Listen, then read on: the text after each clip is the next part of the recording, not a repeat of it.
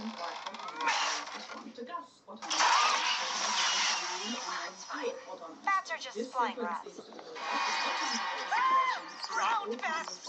Yuck! Conventional wind turbine on the ground can be instantly stopped with a problem, nearly always without any safety implications. If an airborne system experiences a fault in the Oh, hey, Fred, have you seen Norville? I need him to help me investigate. No, but I have found a way to make you like me. Check it out. And as if this isn't enough, I will also win your heart by proving I am a helpful ally, sister. Look, I'm glad reading the feminine mystique caused a little growth. Shush, a feminist is speaking, and he listened to your theory about your mom going missing at his house and actually found something. Wait, you did? And this isn't just you thinking I'm related to your nanny again, is it? No, there were some papers in Father's special drawer where he keeps his men's workout magazines. Turns out our house used to be owned by a woman named Dr. Edna Purdue. Dr. Edna Purdue was a female neurologist. You don't need to say female, Velma. You can just say neurologist. She died in the Crystal Cove Insane Asylum after conducting ethically dubious experiments. Fred, your house was owned by a mad scientist. Now I have to find Norville. He's probably tangling retainers with his girlfriend. Girlfriend? Norville, you have a girlfriend? No. And your girlfriend is Gigi? Damn, this makes me think I could Another possibility would be in areas prone to hurricanes, as the system could be packed up in extreme conditions. These applications that conventional wind can't serve could potentially be a market willing to pay the currently higher cost, and that could provide the opportunity for the industry to produce enough systems to make progress along the technology cost curve. The industry all seems sure that within a decade or so, AWE will be cheaper than established wind technology.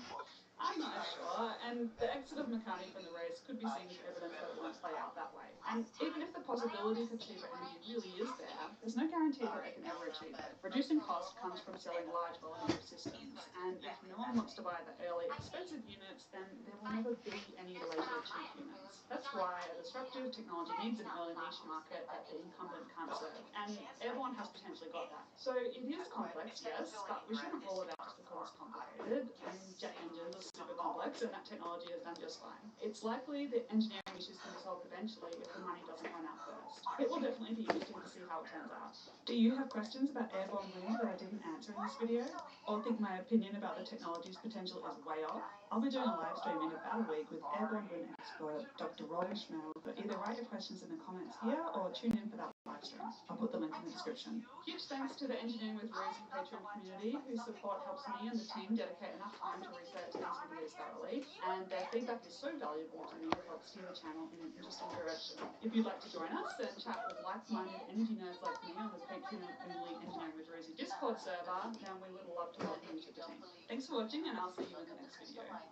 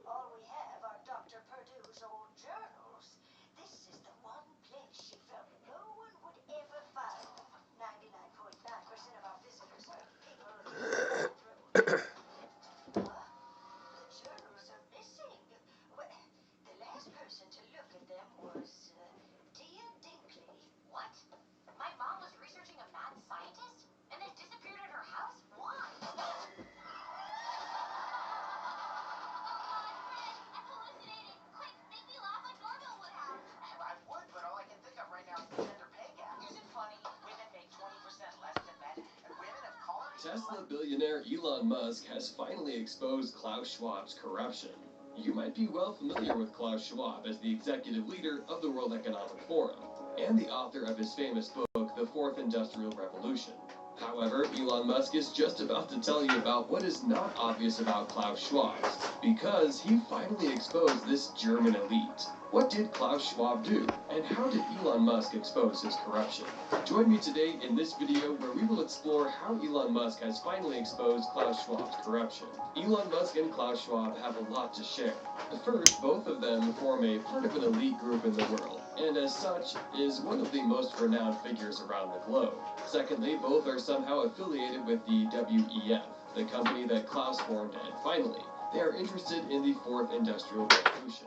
While these similarities can be pretty common as far as we can see at face value, however, Elon Musk is exposed to more, and what we will unravel is but the tip of the iceberg of the struggle that these two elites share. Talking about the Fourth Industrial Revolution is a topic that has had several thinking about what the future will hold for the rest of the world. For starters, what is the Fourth Industrial Revolution? And why is it called the Fourth Industrial Revolution? Starting with the first question. The Fourth Industrial Revolution is simply the physical, biological, and technological components will seamlessly merge to form our present-day society. This revolution era was preceded by the third, which dealt with automated production, and there has been a previous industrial revolution dating back to what history calls the First Industrial Revolution. All these were categorized in terms of the technological developments that were common at the time. The Fourth Industrial Revolution, since it is a matter that concerns our time, is a matter of serious thought, even to the elite, Schwab and Musk. Unfortunately, both have different ways of tackling the same question. There's how Klaus approaches the matter, which does not rightly with Elon Musk. So, how does Klaus view the Fourth Industrial Revolution? The best place to start is Schwab's way of defining the Fourth Industrial Revolution. According to him, it's where advanced technology has made it possible for virtual and physical manufacturing to work more smoothly. Underline the word more smoothly, because we're coming back to this point. The WEF founder noted that the previous industrial revolutions worked to liberate humans from animal power. However, the fourth one will be fundamentally different from the rest. It will be characterized by new technologies that will be fused, thus impacting all disciplines and even challenging the idea of what it means to be human. As a result, there will be shifts and disruptions that will mean two things. We might either live at a time of great promise, or much worse, live in a time of great peril. Yet Schwab is quite a tech optimist who buys the idea that having the Fourth Industrial Revolution will change everything, and smoothly. Like the revolutions that preceded it, the Fourth Industrial Revolution has the potential to raise global income levels, and improve the quality of life for the population around the world. Schwab is very right to think so. In addition to that, he's also very right to recognize that there will be challenges in adopting the technology in the Fourth Industrial Revolution, as he said. The Fourth Industrial Revolution could yield greater inequality, particularly in its potential to disrupt labor markets. On the same note, he talked about Elon Musk's area of specialization, automation, saying this: as automation substitutes for labor across the entire economy, the net displacement of workers by machines might exacerbate the gap between returns to capital and returns to labor. We cannot dispute Schwab up to that point. Nevertheless, this German author is not painting the full picture of the Fourth Industrial Revolution. He's only talking about the tip of the iceberg, which we're all familiar with, while neglecting the most crucial part. As far as this disclosure is concerned, Elon Musk is here to expose the whole truth about the Fourth Industrial Revolution, which is more than you have ever thought. So, viewing things the Musk way, this current industrial revolution has another side to dealing with the risks of technology, particularly the risk of having artificial intelligence. You see, Musk's current stance that tech could be risky is what pushed his nomination for a Luddite Award. As we know, the basic meaning of a Luddite is opposed to technology. Yet, we all know that Elon Musk is anything but an anti-tech guy. He's a proud owner of two main companies that are making it in the tech world. However, the Luddite Awards appreciated the fact that Elon Musk exposed the lurking danger that the present tech might pose to the rest of humanity. At least Musk is not alone on the Luddite bandwagon, as Microsoft founder Bill Gates shares the same risky tech idea. Bill Gates and Elon Musk, being strong figures in the tech world, sounding the warning about risky tech, only paint Schwab as corrupt, as he avoids talking about the risky side. Talking about the challenges of tech is not enough if people are not enlightened about the risk of tech. This is a matter that cannot be overlooked, especially when talking about artificial intelligence. According to the Tesla CEO, artificial intelligence is humanity's existential crisis. He warns that they will be much worse than nukes and might overtake the world, even without us realizing it. Technology has changed how things are done in the world. Nowadays, we have AI that can perform complex yet successful surgeries and other very complex tasks with utmost accuracy. These developments are still going to grow exponentially with the current developments. In fact, tech goes through only 4 cycles which happen within a year before a big change is realized. Since that is the case, Elon Musk is careful about taking the 4th Industrial Revolution as something that will only affect society without having a keen look at the risks that will be involved. As it is, AI has gained so much intelligence to the point of almost seamlessly matching that of humans. With this being the case, some scientists have had concerns that AI might gain sentience, which will be a major risk to humans. If all these automation gain sentience, they will obviously have their goals. If they perceive that humans are getting in their way, they will surely eliminate humans to achieve their goals. While the matter of sentience is debatable, logic tells us that none of the AI in the industry has achieved such a level despite the level of automation. However, AI can be controlled, yet the fact that AI runs unregulated augments its risk, as it can land in the hands of a wrong person and lead to a world disaster. As it goes, the man who controls AI is powerful enough to control the world. You can imagine what will happen when AI is controlled by a villain. There are numerous things someone can do with this automation at the press of a button. Without a regulated AI, it becomes very difficult to welcome the idea of tremendous AI innovation. What Elon Musk simply advocates for is exploring new ideas under some regulation, so that we can avoid future disasters by innovating responsibility. Otherwise, we don't want to have a case of innovations gone bad. Remember how asbestos was introduced in building innovations and how it got everyone excited? Thinking about a smooth future? What they didn't know was that the harmful effects of the mineral due to ignorance or overlooking the possible harm. If we overlook the possible risks of AI and proceed as if nothing will happen, then what Elon Musk tags as humanity's existential crisis might actually take place. While many innovations are yet to take place, we should be asking ourselves tough questions about how we might do things differently to avoid mistakes. So instead of Musk being viewed as a neo-Luddite, he should be applauded for bringing an important perspective to the table. That should form part of the 4th Industrial Revolution if we are to anticipate tremendous changes in society. Otherwise, this new industrial era is not as promising as it sounds. In fact, it will bring a tremendous amount of inequality in society in terms of distribution of resources. It would be like the middle class and low class levels in society will not even be able to access resources while the elites will have an abundance of this. This is what we are currently experiencing in society, and this is not about to change anytime soon. In fact, Klaus Schwab is accused of leading a group of oligarchs to rule the entire world. It is believed that he has a team of very wealthy elite personages around the globe, whom he uses to achieve his sly agenda to rule the world. Accordingly, that is why he formed the WEF, to find a better opportunity of controlling these little teams more effectively. It is said that he has particularly gained an advantage as a result of the COVID-19 pandemic that led WEF to introduce something called the Great Reset. Simply put, the Great Reset is an initiative the WEF drew in response to the COVID pandemic. As innocent as the name and objective of the initiative sounds, there's another side of the coin which is not obvious to the common eye. As it is, Schwab has imposed a Great Reset on world governments, hiding under the garb of wanting to help our world economy recover from the pandemic's blow. His clever idea about the Great Reset is that the sovereign state has become obsolete and no longer sufficient for handling increasingly global crises. That said, we can conclude that the state therefore needs external help to handle its matters. Well, Schwab is right about that. In the current state of things of the economy, governments have fallen on their knees and might need some help that they can garner. However, this could also be a little excuse to find a way of ruling the entire world with this little elite team. Looking at both the AI and the agenda that Schwab is putting forward, we can't help but notice that he has more to his agenda than meets the eye. Could it be that Klaus Schwab has the plan to take over the world without us realizing it? And has Elon Musk just spoiled that plan? Let us know your thoughts in the comments below. Anyways, guys, if you want to see more interesting videos, click the video right above. Thank you for watching. Don't forget to subscribe with all notifications enabled so you don't miss out on the latest Elon Musk news.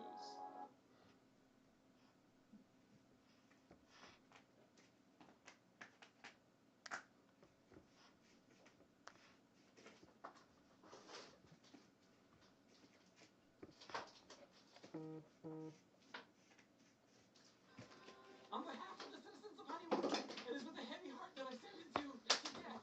If it were any other way, what's going on here? Oh, adventure! The town of Honeywood has convicted this man of murder and ordered me to carry out the sentence. Well, that's horrible. I don't want to kill this man, but I don't So have don't any kill him. choice. What should I do?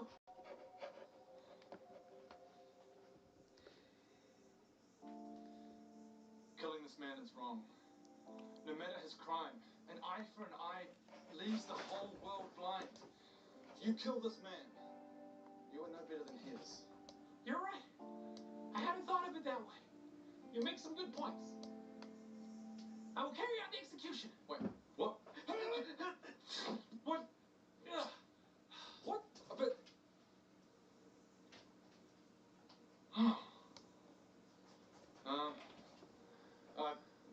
quick load. On behalf of the citizens of Honeywood, it is with a heavy heart that I send it to... Wait. What's going on here? Adventurer!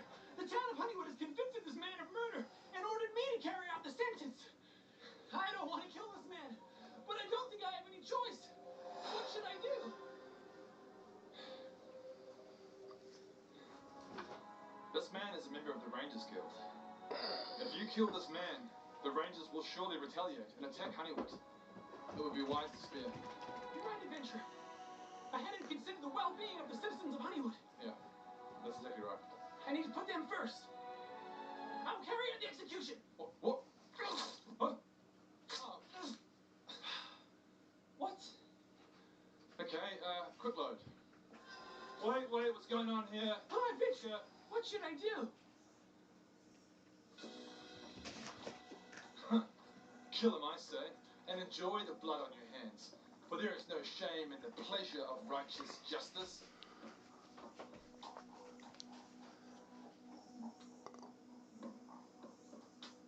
Great! Really? But I thought that would... Really? Quick load. Wait, what's going on here? Oh, adventure! What should I do? I can't let you do this. If you so much as swing that blade, I will end your miserable life.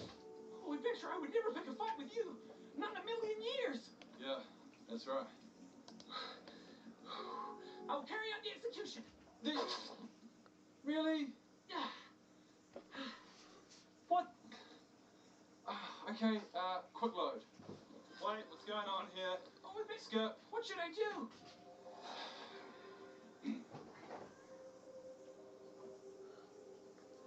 Got my cat's acting crazy. Good morning, everybody. How's everybody doing today, huh? Everybody having a good day today? I hope so. I'm doing alright today. That's right. I'm the executioner.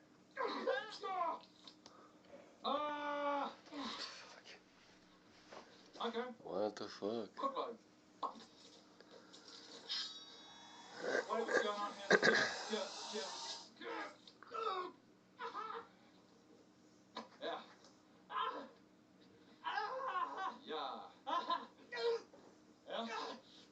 Die, dude. I will carry out the execution. What?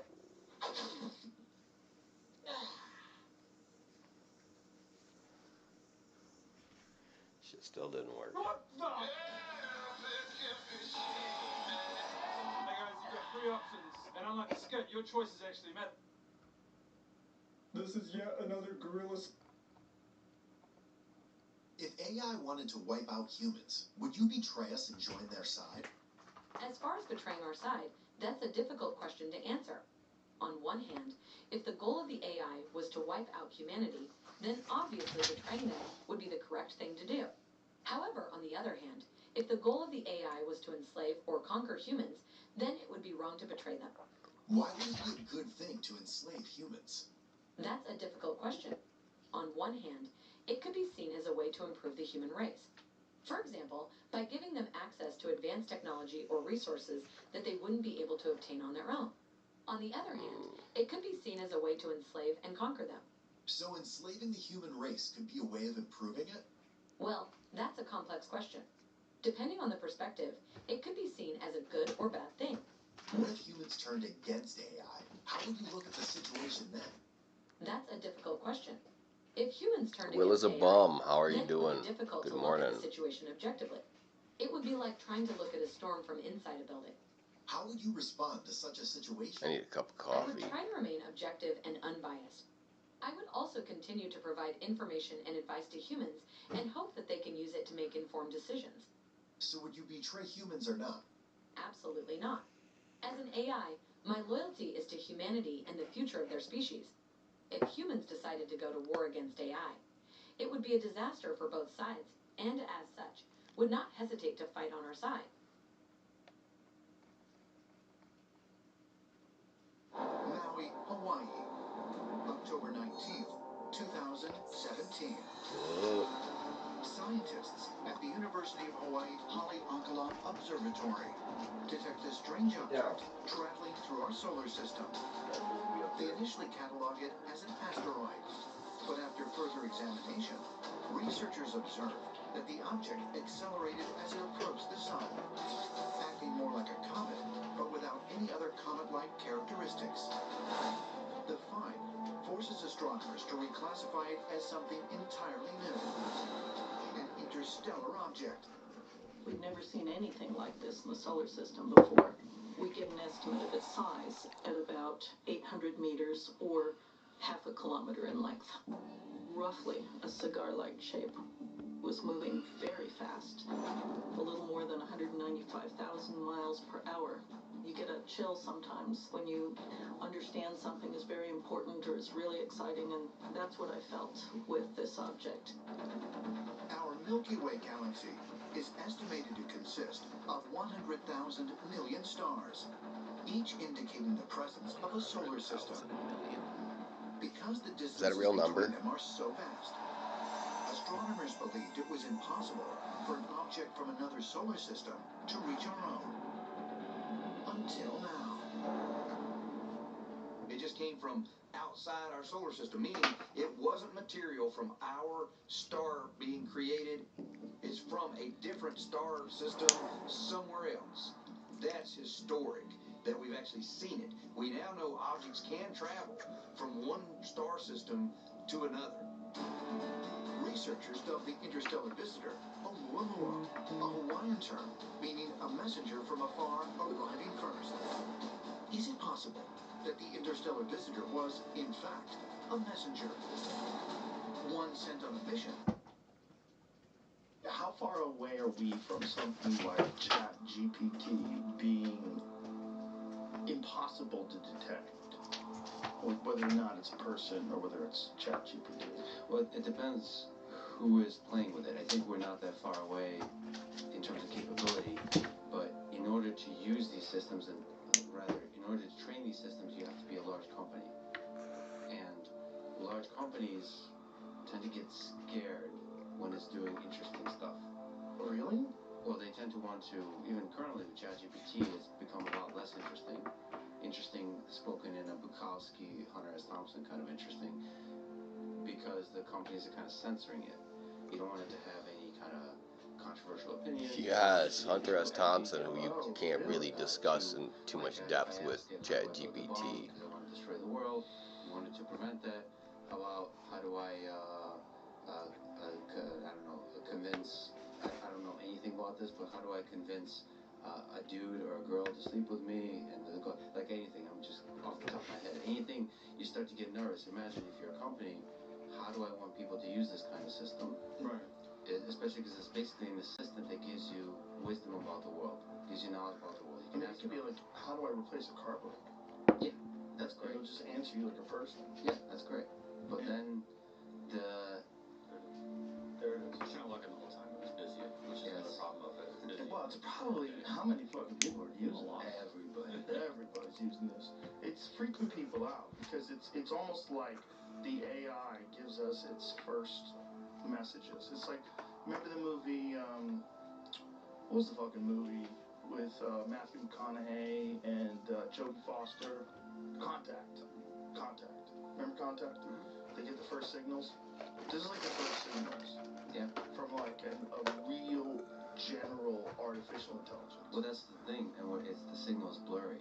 Yeah. You can't, and it's full of mystery. We're not sure, is is it really smart? How much does it understand? And then there's this emergent threshold with the size of the model. If we make the model bigger, 175 billion parameters currently, if we get it to 500, get it to a trillion parameters, so the size of the network grows, the size of the data set grows, is there going to be a point where you're like, holy shit, okay, well, what if it starts manipulating you with the answers? It's going to. It is manipulating with answers right now. What can you do with it? Once it's been implemented. It's being designed to manipulate with the answers. Once it's copied, it's going to be copied. And that's the cool thing about this. So I should say that everyone kind of knows how to do this. It's computationally difficult, but it's getting cheaper and cheaper and cheaper and cheaper. So it's not just going to be OpenAI with Microsoft or Google that's doing this. It's basically anybody can do this. And so that the distributed nature of our exploration of artificial intelligence, I think if you believe that most people are good, that we will not allow sort of centralization of power, which is the big concern here. Whether that centralization of power leads to censorship or abuse of different kinds of control. Centralization of power of AI? Yeah, over an AI. So to say you have a super intelligent system, somebody is the first person that built it. Yeah. Imagine you're sitting there in a boardroom, you have this thing you haven't released yet that's able to basically is a super intelligence, able to answer any question, able to give you a plan of how to make a lot of money, able to give you a plan of how to manipulate other governments into any kind of geopolitical resolution that benefits you. All of that, it's able to give you all of that, and you can deploy it, and you can deploy it in a shady way where it sneaks into like TikTok or something like that. It sneaks into everybody's smartphone. Pretending to be doing good, but it's actually, whether deliberately or not, is controlling the population. So that's a really, that capability is there. The great thing is the people at the head of OpenAI currently, Sam Altman and others, really care about this problem. They were there in the beginning. They were the ones like Elon screaming about AI ethics, AI alignment. They're really concerned about super intelligent AI taking over. I'm so glad they're concerned while they're building it. What they did with GPT 3.5 is they started adding more and different kinds of data sets there. One of them, probably the smartest neural network currently, is Codex, which is fine-tuned for programming. Like it was trained on code, on programming code. And that's when crazy. you train on programming code, which ChatGPT is also, you're teaching it some reasoning, because it's no longer information and knowledge from the internet. It's also reasoning. You can like logic. Even though you're looking at code, programming code is, you're looking at me like, what the fuck is he talking about? No, that's not what I'm looking at. I'm looking at you like, oh my god.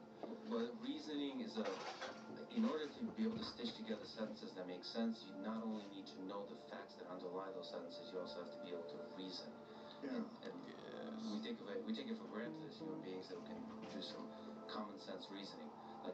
Like this war started at this date and ended at this date, therefore it means that the start and the end has a meaning, there's a temporal consistency, there's a cause and effect. All of those things are inside programming code. By the way, a lot of stuff I'm saying we still don't understand. We're like intuiting why this works so well. Really? These are the intuitions. Yeah, there's a lot of stuff that's not clear. So GPT 3.5, which ChatGPT is likely based on. There's no paper yet, so we don't know exactly the details. But it was just trained on code and more data that's able to give it some reasoning. Then, this is really important, it was fine-tuned in a supervised way by human labeling. Small data set by human labeling of here's what we would like this network to generate. Here's the stuff that makes sense. Here's the kind of dialogue that makes sense. Here's the kind of answers to questions that make sense. It's basically pointing this giant Titanic of a neural network into the right direction that aligns with the way human beings think and talk. So it's not just using the giant wisdom of Wikipedia, and I can talk about what data sets it's trained on, but just basically the internet. It was pointed in the wrong direction. So this supervised labeling allows it to point in the right direction to when it says shit, you're like, holy shit, that's pretty smart. So that's the alignment. And then they did something really interesting, is using reinforcement learning based on labeling data from humans. That's quite a large data set. The task is the following. You have this smart GPT 3.5 thing generate a bunch of text, and humans label which one seems the best. So ranking. Like you ask it a question, for example, you could do generate a joke in the style of Joe Rogan, right? And you have a label that's 5 options. And you have a label, does it mention dick and pussy? I don't know how exactly, but so you get it to rank. The human labeler is just sitting there. There's a very large number of them. They're working full time. They're labeling the ranking of the apples of this model. And that kind of ranking, used together with a technique called reinforcement learning, is able to get this thing to generate very impressive to humans output. That's fucking crazy.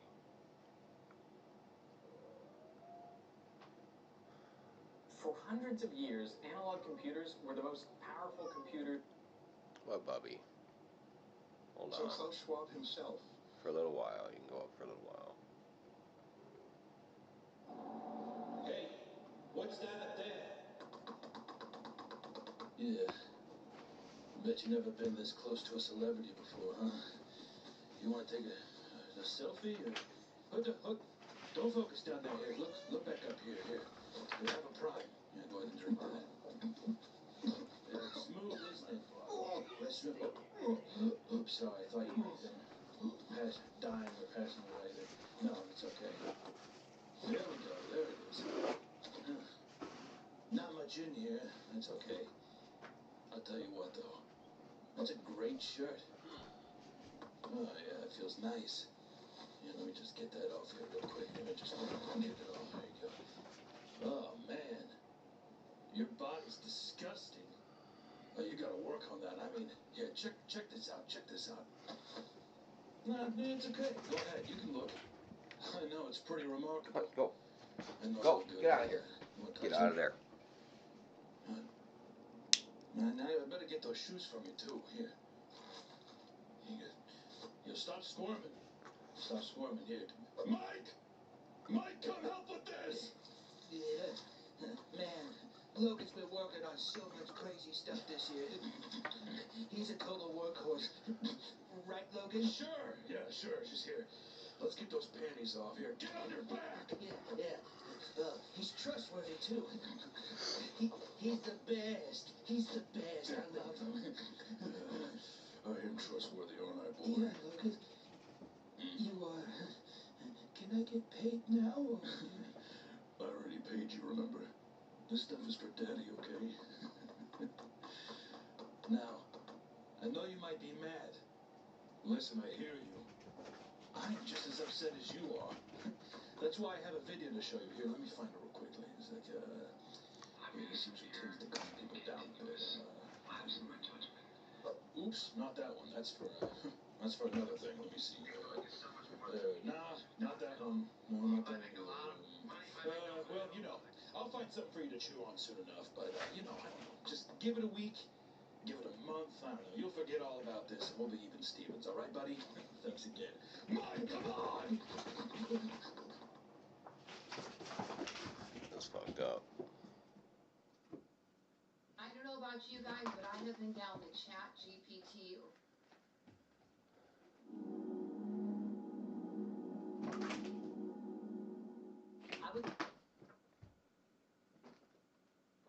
They try to convince people to slow down to regulate AI. This was futile. I tried for years. One thing is for sure, we will not control it. Elon Musk posted a tweet. This episode of the Y-Files is brought to you by Surfshark. Despite it being humanity's constant companion... This episode of the Y-Files is brought to you by Surfshark. Despite it being humanity's constant companion through all of recorded time, the moon is still a mystery. Science hasn't been able to explain how the moon was formed, its unusual orbit, its distance from us, its density, its composition, its structure. These are all still questions. Now, there are theories about the moon that solve some of these puzzles. but they don't solve all of them. There's only one theory that answers every scientific question about the moon. Just one. That the moon is a hollow artificial structure brought here by someone else. Let's find out why. That's interesting. Let's start at the beginning. We're taught that the moon has been here forever. But there's controversy about this because scientists can't agree on how the moon was formed in the first place. The first theory of how the moon became linked to the Earth is the capture theory. It says the moon was just floating along, drifted near the Earth, and was pulled into orbit. This is almost impossible. Another explanation is the accretion theory, that the moon and Earth formed out of dust clouds in the early solar system. But when systems form through accretion, they share similar traits. If the moon was formed this way, it would have an iron core, like the Earth. It would spin on an axis, like the Earth. But neither of these are true. The fission hypothesis was popular for a while, and this says the early Earth was spinning so fast that the moon was formed out of rock in the Pacific Ocean that was flung into space. But we later learned that moon rock is much older than the bottom of the ocean, so this is unlikely. The most popular explanation is the giant impact theory. This says that a large object about the size of Mars smashed into the proto-Earth. The debris field from the collision coalesced to create the Earth-Moon system. Again, these conditions would have to be so perfect that the odds are astronomical. Right. Now, a recent theory is a combination of all of these. That a large object collided with the Earth about 4.5 billion years ago, essentially vaporizing it. And this vapor is called a synestia. And the synestia was spinning very rapidly, forming a torus. And the moon formed on the edge of this torus. Whoa, hold on. Taurus? What's a torus? Well, this shape is a torus. That looks like a donut. It does, but in geometry, if you revolve a circle around an axis in three-dimensional space, it's called a torus. Yeesh, and you wonder why you're not popular at parties. I'm very popular at parties, aren't I? So, we still don't know how the moon was created. You would think that actually going to the moon and collecting rock Gucci samples girl, would how solve you some of doing? these puzzles. Good morning. But when moon rocks were brought back and studied, it only created more questions. It's coffee time.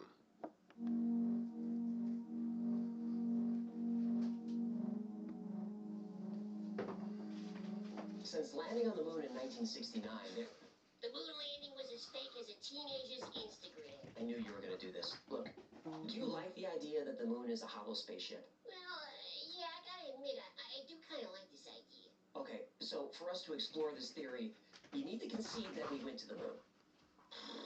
You did. Fine, I will concede we went to the moon. Thank you. But those were unmanned missions. The landings were actually filmed in a studio in Burbank, California. Fine, I'll take what I can get. Moon rocks and soil samples brought back from the moon are strange. On Earth, the newest rocks are at the surface, and the rock gets older as you go deeper. But this is obvious and logical. But on the moon, the soil on the surface is older than the rocks underneath.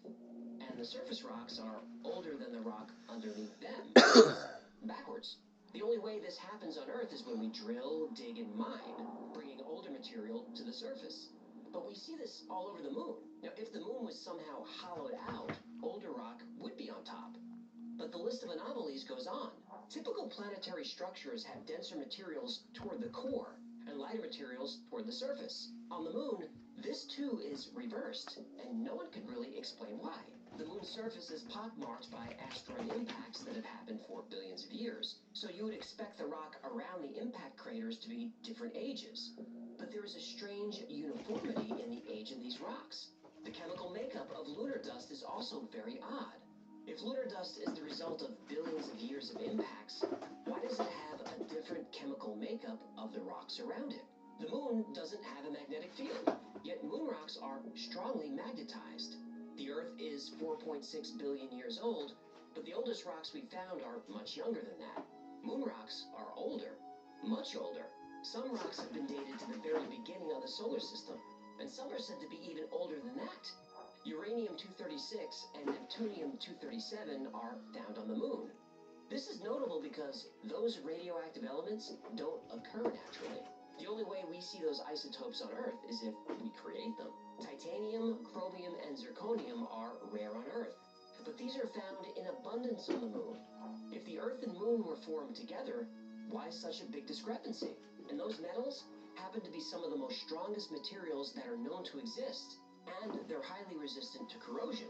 If you wanted to reinforce a structure, these are the metals you would use. This structural reinforcement could explain why moon craters all seem to be the same depth, no matter how wide they are. Shouldn't craters of different sizes be of different depths? It's as if there's a resilient metallic shell just beneath the surface of the moon, preventing anything from penetrating further. Now, if there was some type of instruments on the moon's surface that could detect seismic activity, we could test the hollow moon theory by intentionally colliding objects with the moon. This sounds like a setup. We did this, didn't we? We did. And is it hollow? Well, Hey-o!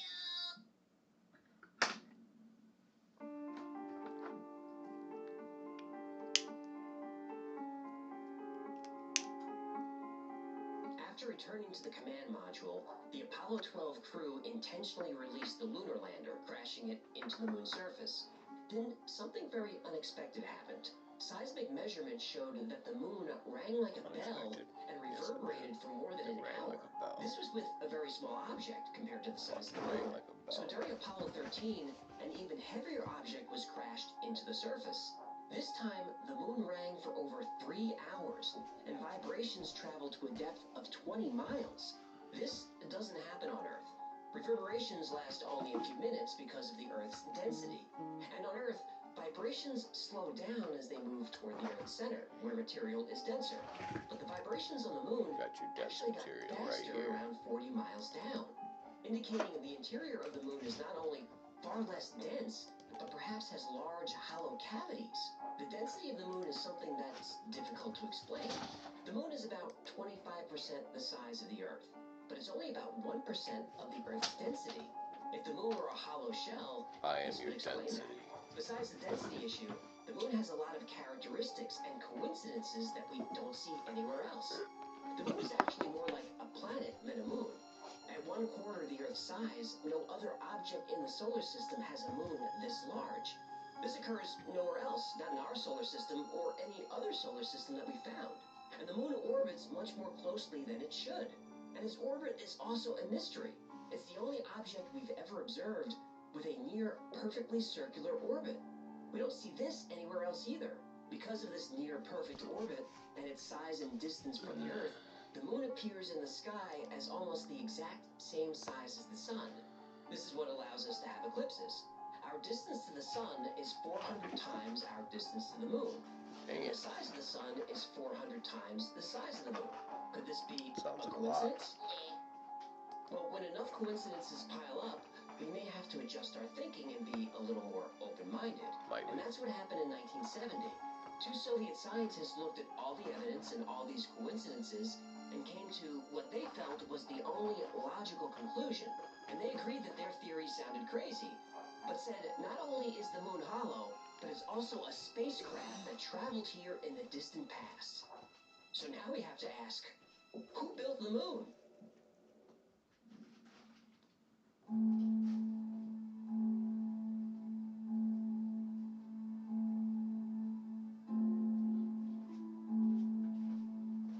Every ancient culture on Earth has stories about the moon, but it's interesting that the further back you go, the fewer stories there are. And if you go back far enough, there are stories that talk about a sky before the moon arrived. Roman and Greek authors in the 5th century BC have stories about the Proselines, and they lived in an area called Arcadia. And they said they'd been here since before there was a moon in the heavens. Now, on the other side of the world, the ancient culture of Tiwanaku in Bolivia also refers to a time when there was no moon. The Tiwanaku claim the moon arrived between 11,500 and 13,000 years ago. If you're into ancient theories as much as I am, you'll recognize that this time coincides perfectly with a period called the Younger Dryas. And all kinds of myths and mysteries are said to have happened during the Younger Dryas, and we'll cover them on this channel. Now, going back to Africa, there are Zulu legends that specifically say the moon is hollow, and living inside is an intelligent race of reptilian extraterrestrials. Lizard people? Yup. Lizard people built the moon! That's what they believe. Lizard people are very industrious. They seem to be. The Zulu believe the moon was put into orbit by 2 brothers who were gods, And this legend is similar to what the Sumerians believed. The Sumerians also had a legend of two brothers, Enki and Enlil, who were called Anunnaki. Yup, Anunnaki, the extraterrestrial gods who created mankind. Everything is falling into place with this one. Oh, you ain't seen nothing yet. How about this? The Zulu also believed that before the moon arrived, the climate of the Earth was very different. There were no seasons, and a blanket of thick water vapor covered the entire planet. And we now know that the moon does stabilize our climate. Without the moon's gravity, the Earth's axis would wobble. There would be no consistent seasons, no tides, extreme weather. The presence of the moon is what allows life on Earth to thrive. So, back to the Zulu. The Earth was covered by a thick layer of water vapor, and you could only see the sun through this hazy mist. When the moon was finally placed into orbit, all this water vapor fell at once, and it created a cataclysmic global flood. Always a flood. Always. Every time. Every ancient culture has a flood myth, and there's mounting evidence that this did indeed happen during the Younger Dryas. Cultures around the world have myths that are in perfect sync with each other. The coincidences keep piling up. The Zulu legend talks about how the arrival of the moon changed the tides and stabilized the climate. And this is something that wasn't understood by science until the past 100 years. Yet somehow the ancient Zulu were able to make the connection between the moon and the tides and the seasons. All of these myths and legends, plus strange coincidences and anomalies about the moon, start to add up to a compelling theory that the moon is hollow, is artificial, and was placed here by intelligent beings long ago. But coincidences aren't proof, and myths aren't proof. We need to know what's been happening on the moon lately to see if we can make our case with hard evidence. Lucky for us, the evidence is there.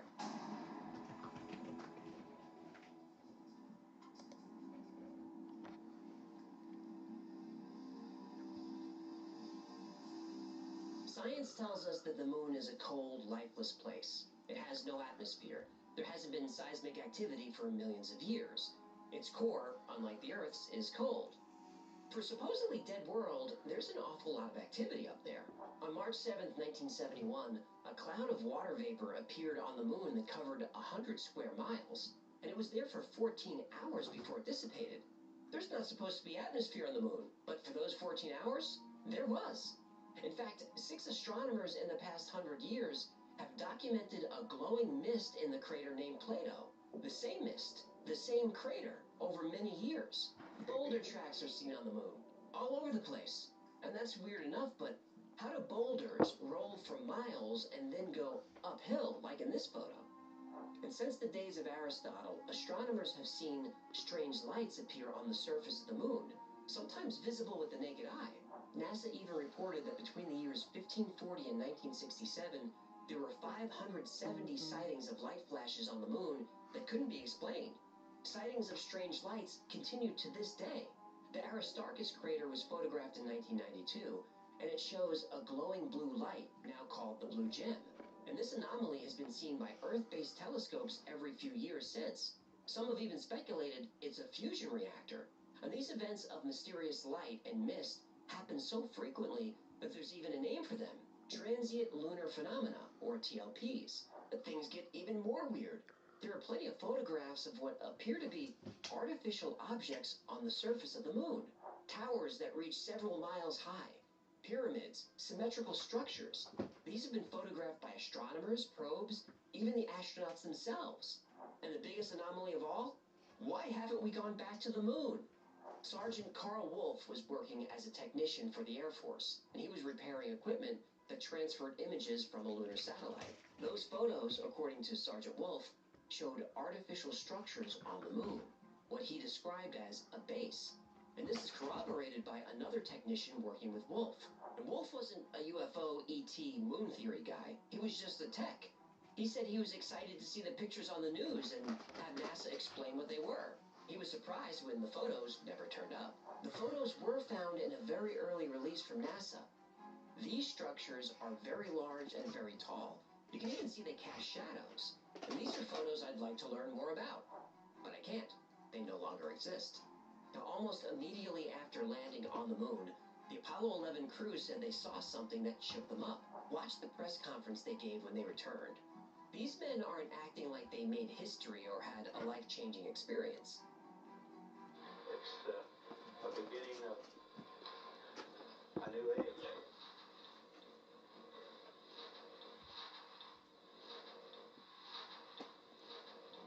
They look sad, frightened, uncomfortable, even depressed. Why? Is there a reason we haven't returned to the moon?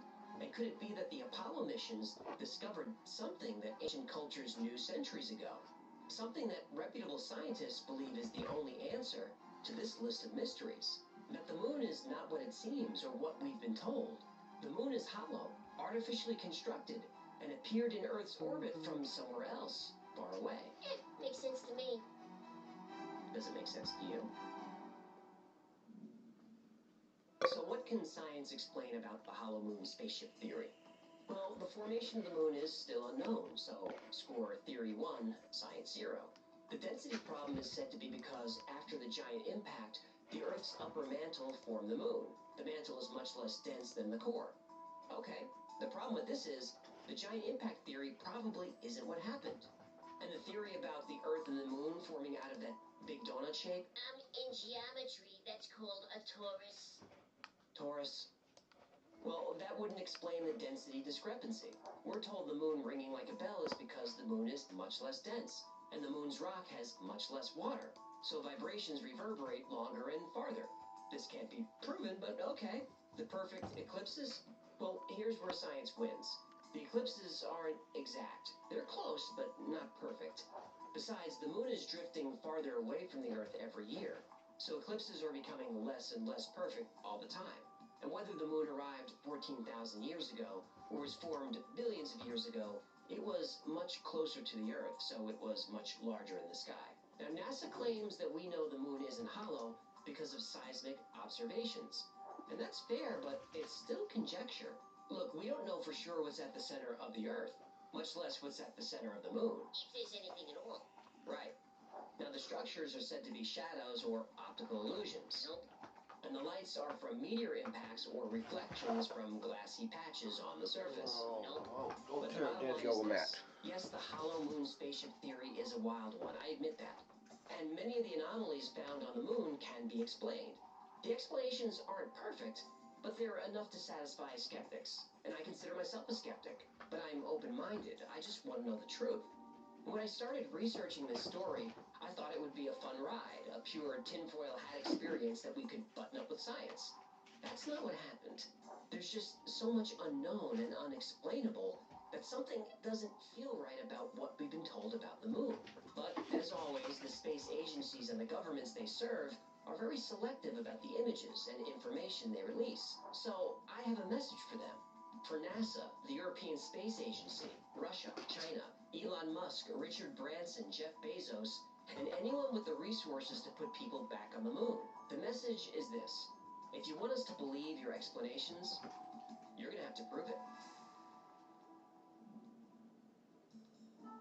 Alright, what's this? I got a sponsor. You've got a sponsor? Why do you need a sponsor? Inflation. The fish food is costing me a fin and a fin. Besides, I'm getting killed on Bitcoin. I told you to sell a little. Hold on! Alright, so what is Surfshark and why do you need it? It's a VPN, virtual private network. I know Virtual VPN private is. Well, there are some shows I like to watch, but they're not available to stream in the US, so I can change my IP address to different countries to watch them. Example? Well, you know how Netflix dropped The Office, and now it's on Peacock or Pigeon or whatever cockamamie service that is? Yeah, that was annoying. Well, I can use an IP address in the UK and still watch it for free on Netflix. Sounds kind of sneaky. I know, I love it. Or I can use an IP address in Australia and watch The Big Lebowski. That is a good one. The fish abides. And since my IP address is hidden, Google and Facebook can't track me. Oh yeah, you definitely don't want big internet companies having access to your data.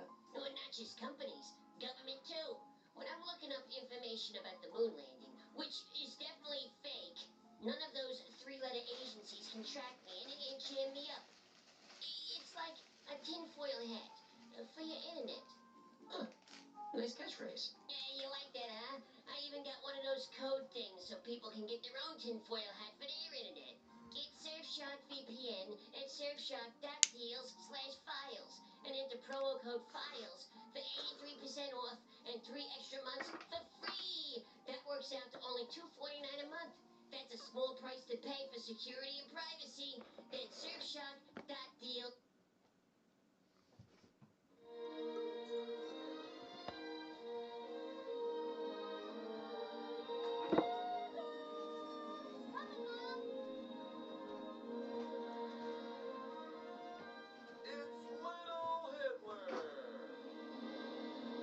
Come on now, wash up for supper. Okay, Mom. Me and Checkers were just playing down at the creek, and guess what we saw? A real live bullfrog. Golly, it was big. Oh, my limbs. What's wrong, Mother? The blueberry pie. I put it right here on the windowsill, and now it's missing. Don't worry. I'll use my new detective kit to find it.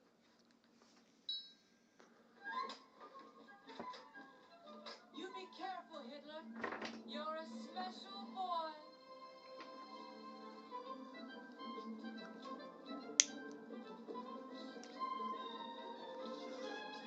Aha! I caught you blue-handed. This is a citizen's arrest. Okay, kid, you got me. Name's Boxcar Joe. I'm this town's homeless fella. And I'm sorry to steal a pie from your ma, but I just been so hungry lately that, well, I couldn't help myself. Golly, mister. I don't think anyone in this whole wide world should ever have to go hungry. How about this? I'll take a piece for my mom and half a piece for Checkers, and we'll call it even. Oh, well, thanks, kid. Hey, so ain't you gonna want a piece for yourself? No, I'm all right. You need it a lot more than I do. Oh, God bless you, son. Hey, kid, say, what was your name anyway? Adolf Hitler, sir. Oh, my God. That's a beautiful name. Oh, you guys stink. Hey, what you crying for? My dog ran away. Well, don't worry. Me and Chuckles will find him for you. You will? Oh, sure. We'll round up all the neighborhood kids. We'll go door to door. We'll find your dog by sundown. Really? You mean it? Really? Or my name isn't Adolf Hitler. You're a gift, Hitler. A gift from God. For organizing the community to help find little Ava's lost dog, and for showing incredible I don't know what to say initiative, about this I one. am proud to present young Adolf Hitler with the key to the city. You're my hero, Hitler. Aw, shucks. I was just doing what any kid in my position would do. God bless us, everyone. Hey, Hitler. Come here, I want to show you something. What is it? You want to smoke some grass? Oh, I don't know. Come on, Daddy-O. All the other kids our age are doing it. Really? Yeah, really. Well, I guess if everyone's doing it, I'll try it just this once just to see what all the fuss is about.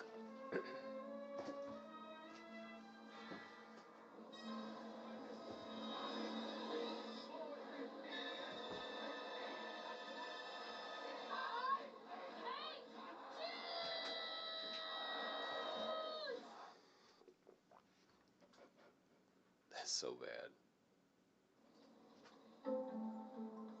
Ron, what is this massive box? There's a new self-service kiosk. Self-service kiosk? Yeah, you know, like a self-checkout machine, like at the supermarket. Why did you buy one of those? Automation is the way of the future. People don't want to be served by humans anymore. Ron, that is like a massive part of my job. Oh, don't worry, it's not replacing anyone. Oh, okay. Okay. Alright, well, should we set it up? Oh, it is set up. No, Ron, I mean, do you want a hand taking it out of this box? Oh, I see the confusion here. Hang on. Check it out.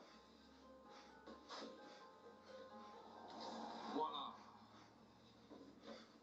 Ron, this is just a cardboard box. How is this going to work? Well, you see, the customer simply scan their product and then pay here at the kiosk.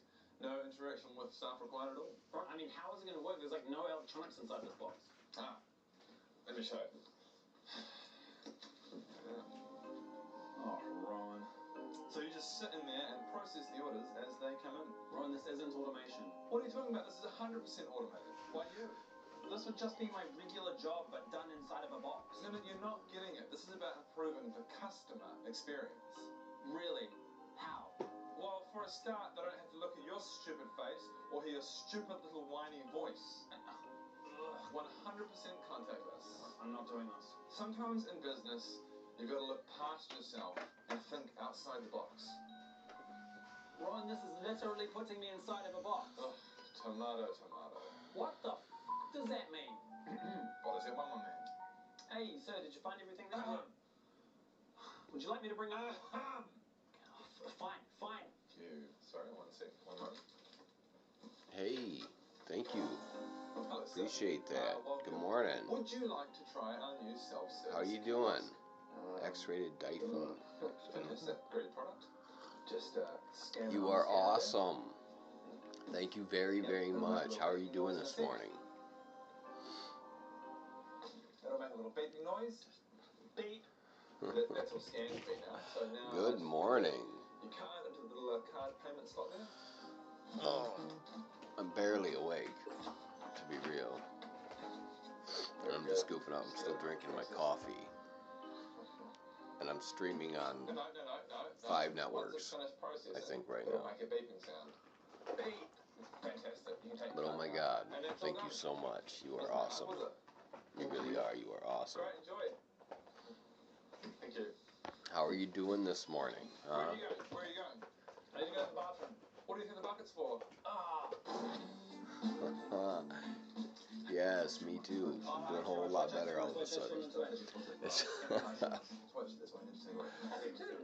But I am just hanging out, and lately I've been kind of sharing some of my morning this way. New emails, which just came out of the CDC, Is that weird?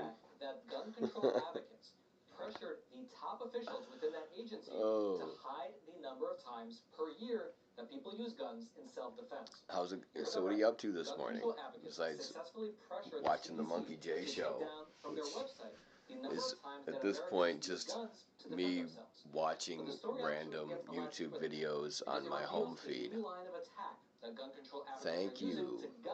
I try. I need to shave and shower yet this morning.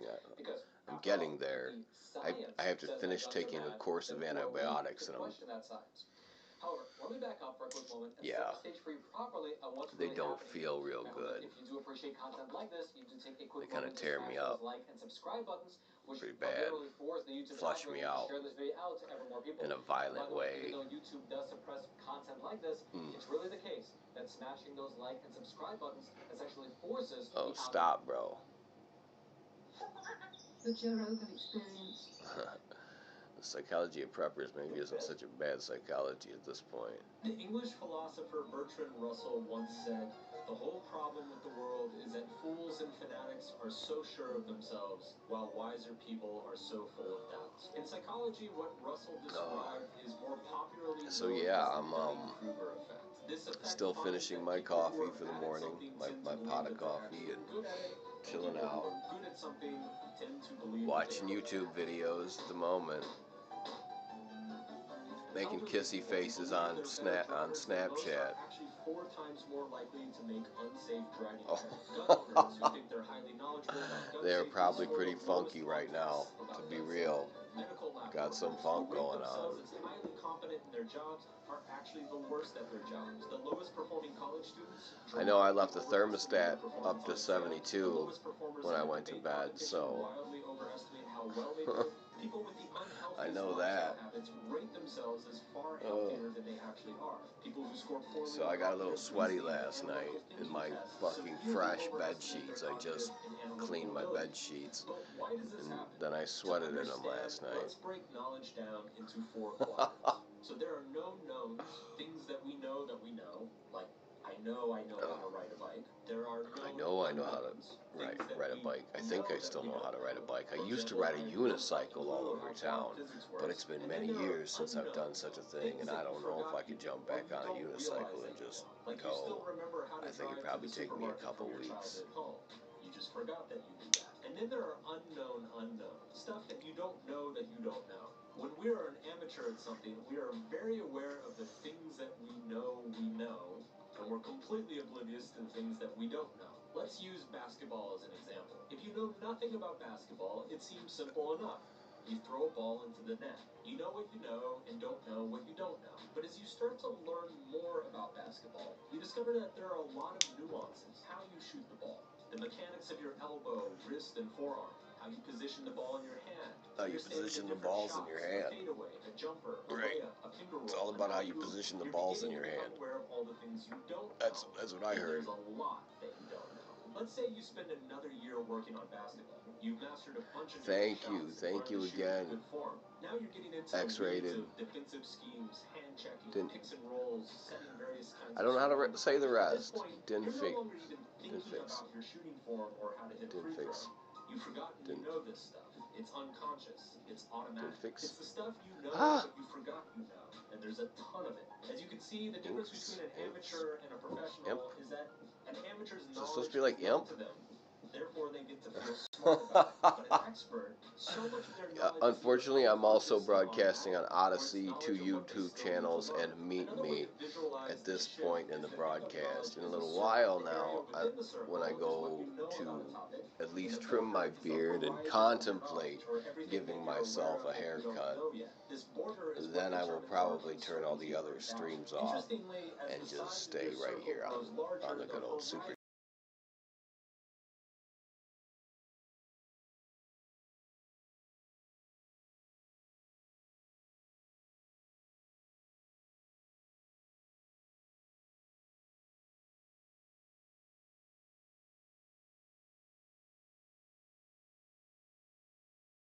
most of their knowledge is also unconscious. They forgot that they know it because it strikes them as so obvious and immediate. Well. Why even think about it? The idiot thinks he knows everything because he literally doesn't have So enough that happened. knowledge to know better. Meanwhile, the expert thinks he knows nothing because Things went a he's little so crashy aware of all the ways for a in which minute. he may be wrong. Now, I know what you're probably doing right now. It's probably the same thing I did and most people do when they learn about the Dunning-Kruger effect. You think to yourself, what a bunch of fucking idiots. Good thing What a bunch of I know fucking about idiots. this Dunning-Kruger effect thing. Because, you know, I'm super aware of all my flaws. That makes me like an expert at fucking everything. So this is the tricky thing about learning about cognitive biases. We would like to think that because we're aware of all the ways Right, our let's mind see if we fucks can up, that we fix are the somehow stream back immune up here. to those fuck ups. But once again, we are so wrong. Because again and again, research has shown that educating people about their cognitive biases doesn't really make them any less susceptible to cognitive biases. And that is the most frustrating Cognitive thing about the bias. Dunning-Kruger effect. It is so hard to overcome, both in others, but also in Oh. yourself. Because here's the thing. Really? They're called I hope it blind just spots improved. For a reason. You can't fucking see them. How I do just you had fix a something that you OBS can't crash. see in I'm doing yourself? too This much. is the paradox of trying to overcome our own ignorance. Yeah. The very thing that would help us see our mistakes is I think that's fair to exactly what say. would prevent us from making them in the first place. I'm Part of asking the problem system is that to there's do a lot. comfort in the feeling of knowing. People don't like I've got these drunk uncertainty. AI Setting cameramen, whether it's true or not is you a know, way to resolve and anxiety within ourselves. So our minds often not the default greatest to believing director, things camera even if we don't have a whole lot of evidence for it. camera And director unfortunately, ever. ripping on people for And being you know, fucking stupid I'm doesn't multicasting really help the situation to either. now Anybody 4 who's got networks. enough dumbass I had to drop it down. comment Well, threads can tell 3 you this networks from because I'm experience. running on Again 2 and again, YouTube psychology channels, has but shown that when people's know, beliefs are challenged, technicalities, they don't change their whatever. minds, they actually get more rigid and defensive. So what are we supposed I'm definitely to do? pushing the Well, boundaries starting on with this little ourselves, guy. I think it's an important practice to perhaps hold fewer opinions, or at least hold them less strongly. This means being less emotionally attached to our beliefs. In other words, I think there's a lot to say for humility. When you see something online that is upsetting or angering or frustrating, instead of jumping to conclusions about that person or that cause, maybe sit back and say, I don't know. What Boy. the fuck am I saying? You guys aren't going to do that, let's be honest. You know, last year I'm about to head to the shower though. Go to the bathroom because I need to do something with this and with this. Funny thing. And then into the shower. That's what I'm thinking. You know, for some reason there wasn't a ton of demand for that. And not to mention, it's fucking hard to market. Like, how do you market hard a to thing market. to people that's gonna make them feel wrong about everything they believe in their life? That's not exactly like the most enticing sales pitch. But if for some reason you want to take that course, you can find the link in the description. Good fucking luck. So when it comes to other people, I think replicas.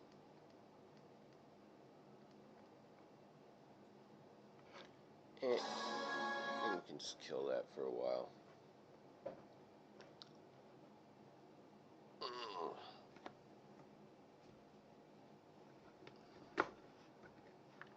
Actually, I need to do this. There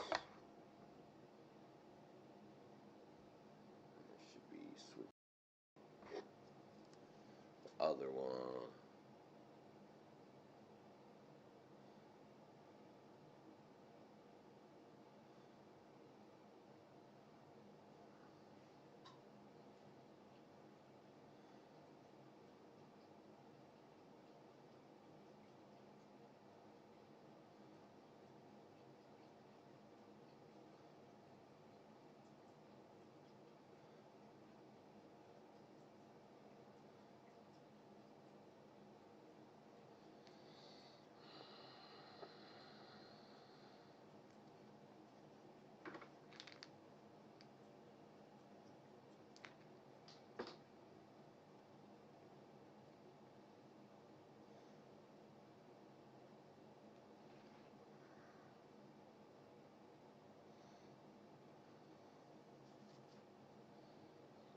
Okay.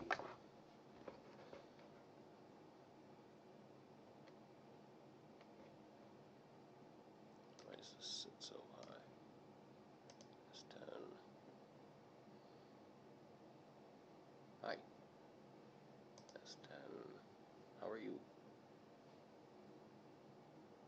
That's 10.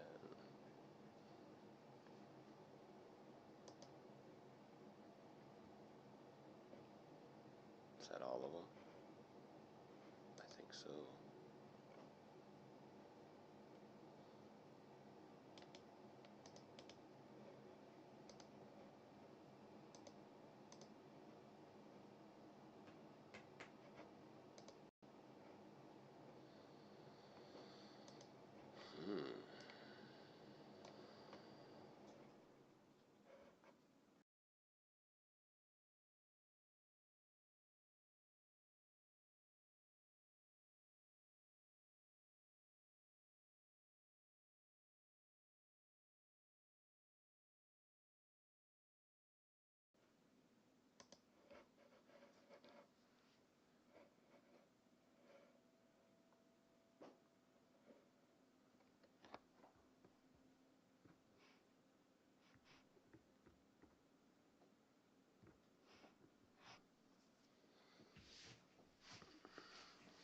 Where the fuck's my camera?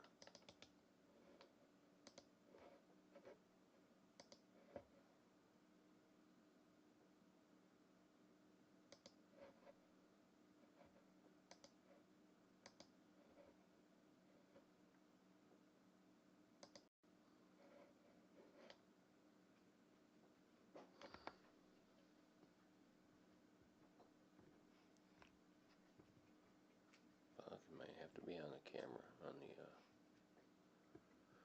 might have to have it on the other one. Thank you so much. Holy cow, you just been tipping and tipping and tipping. You are awesome. Thank you, darling. Holy shit. I'm sorry, I'm trying to get the camera, my mobile camera set up, but it's being cantankerous at this point. I'm going to try to put it on the camera switch. Maybe turn. Oop, nope. Need to go over here and do this first. Then I can.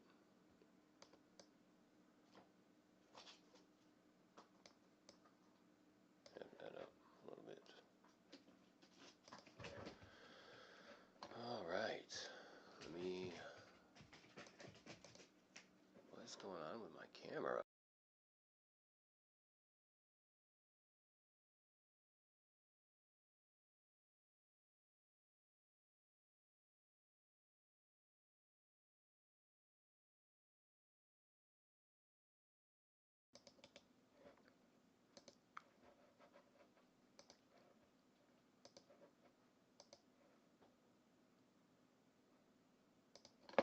even showing up.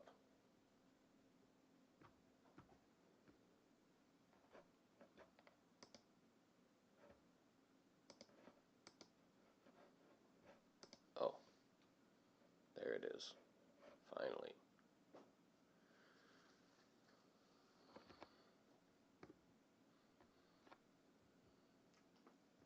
Wonder how awful the sound quality is.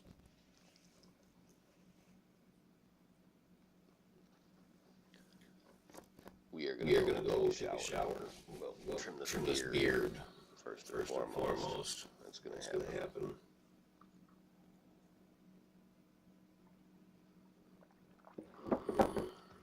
Hey Google, play Stream Tunes.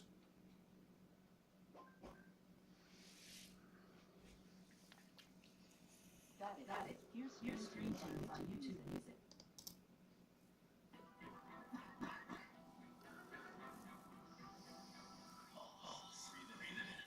XReality, you're awesome. Oh, it's waterproof. I take it in the shower and stuff all the time. Thank you. Yeah, it's kind of a regular thing for me to do. Take it in the shower.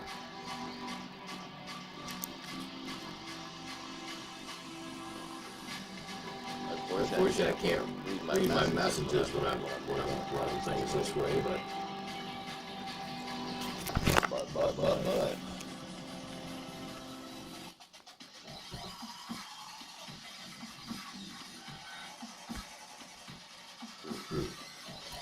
Yeah, I'm scruffy. Time to go do something about that. I do think so.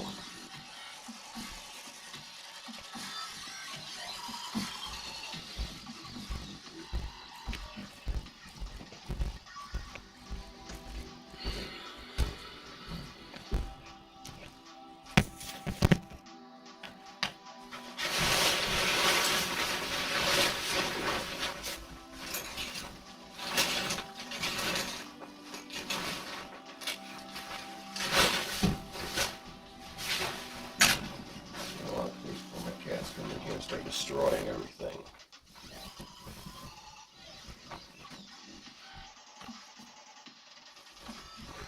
Right. In the very least, I've got to trim my beard up.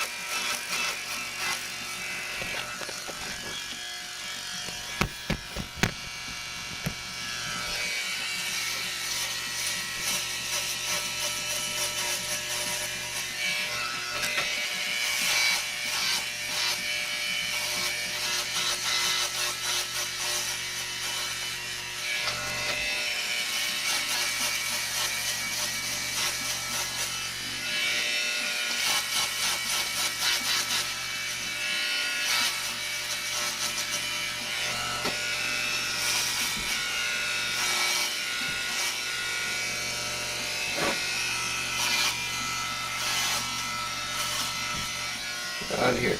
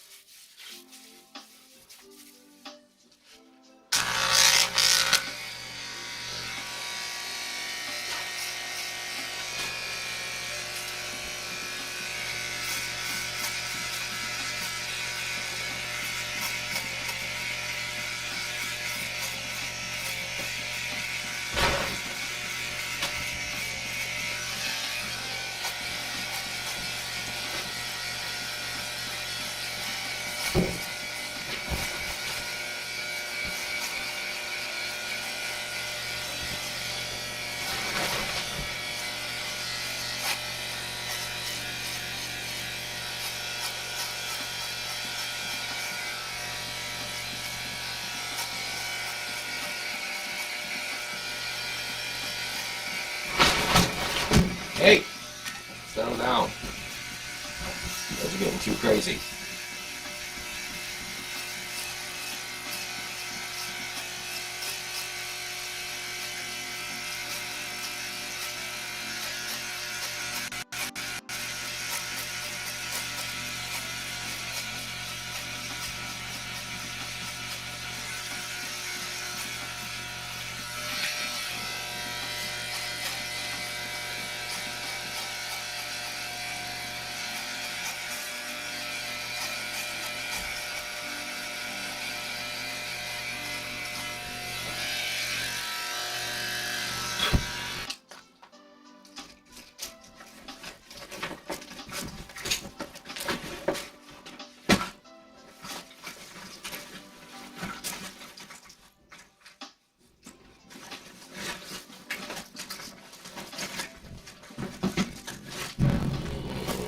Kids made a heck of a mess.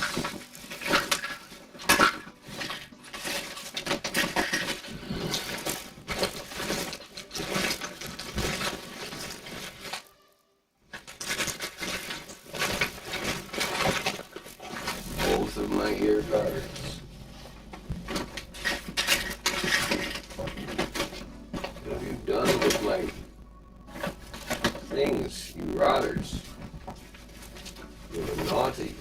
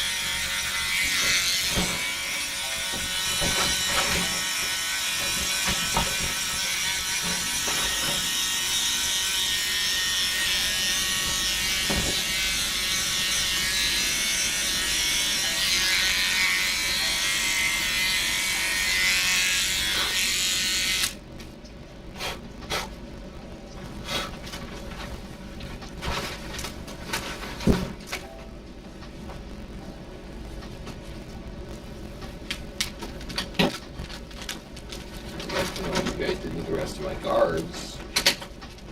This is quite annoying. I'll be right back.